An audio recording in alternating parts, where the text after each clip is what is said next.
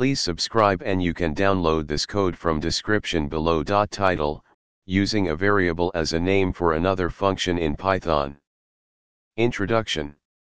In Python, functions are essential building blocks of code that allow you to organize and structure your program. Sometimes, you may encounter situations where you want to dynamically reference a function by using a variable as its name. This tutorial will guide you through the process of using a variable as a name for another function in Python, providing a clear understanding of how this can be achieved. Example scenario. Consider a scenario where you have multiple functions, and you want to call a specific function based on user input or some dynamic condition.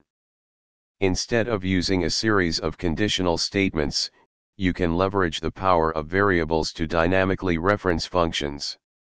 Code example. Explanation. Define sample functions. First, we define 3 sample functions: function 1, function 2, and function 3. Create the main function. The call_function_by_name function is created to dynamically call another function using a variable as its name. It takes a function_name parameter. Check function existence.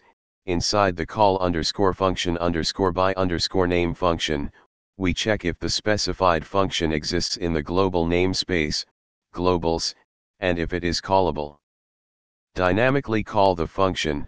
If the function exists, we dynamically call it using globals, function_name. This allows us to use the variable function_name to reference the corresponding function. Handle non-existent functions. If the specified function does not exist, a message is printed indicating that the function was not found. Example usage.